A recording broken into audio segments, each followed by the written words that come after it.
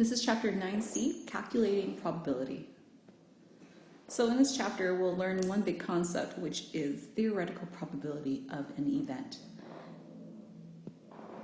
So first of all, we need to understand this concept of theoretical probability. And theoretical basically means theory. Theory being what you think. So anytime you theorize about something, you're taking consideration of what you know about the world or whatever your situation is, and coming up with an educated and informed guess on the likelihood of something happening. So for example, you have 5 blue marbles and 1 red marble in a sack. You reach inside randomly, blindly, and you take one. Based on what you know, the theoretical probability of taking a red marble is 1 out of 6, because there's 6 marbles in total and there's 1 red one. So the chances of taking out the red one by chance is 1 out of 6, which happens to be 16.66666% or 16.7 when you round it. Versus a blue marble is 5 out of 6 because there's 5 out of 6. So in theory, that's what we think.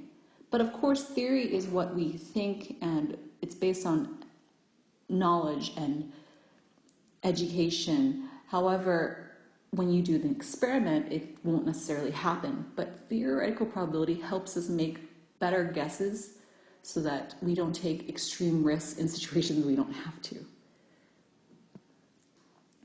So here's the skill applied. You have the cards numbered 1 through 50, 1, 2, 3, 4, 5, 6, all the way to 50. You put them face down. Find the theoretical probability of each event below. So in the first letter, what is the probability, P standing for probability, of an odd number? And this is the format we write it in to help us solve the problem. So the probability of an odd number from the numbers 1 through 50, you can choose to write it all out, or you can think, well, 1 through 50, half of the cards have to be odd, so therefore it would be 25 out of 50. 25 cards have to be odd out of the 50 total, and this happens to reduce down to 1/2 or down to 0.5 as a decimal, which happens to be 50%. At this time, pause and complete the rest.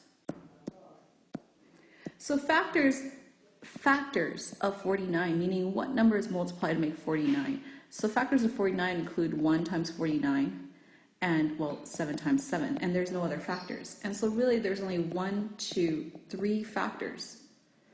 So the factors of 49, since there's only 3 factors, the probability of drawing that is 3 out of 50. And that goes into 6%. Now, multiples of 8. Basically, multiples is when you count by 8. So there's 8, 16, 24, 32, 40, 48, 56. Well, 56 is too big, so we've gone too far. So in the set of cards 1 through 50, there's 1, 2, 3, 4, 5, 6. 6 out of 50 cards, which happens to be 12%. So the chances of drawing a multiple of 8 is 12%, which is pretty unlikely. Now, the probability of not drawing a 2, 2 is only 1 card, so we know a 2 has a 1 out of 50 chance, right? But not a 2? Well, it's the leftovers, 49 out of 50, which happens to be 98%. Now in the last one, not a prime number. So first of all, let's identify the prime numbers.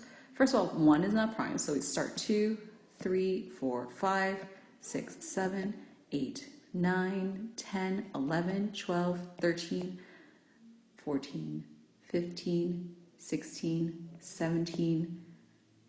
And if we keep going, we'll see this many. 1, 2, 3, 4, 5, 6, 7, 8, 9, 10, 11, 12, 13, 14, 15. So there's 15 out of 50, which happens to be 30%. So that is basically theoretical probability. It's using what you know to figure out the percentage or the fraction. It's not necessarily what exactly will happen when you play the game, but it's to help you have an educated assumption about a situation. And that's it.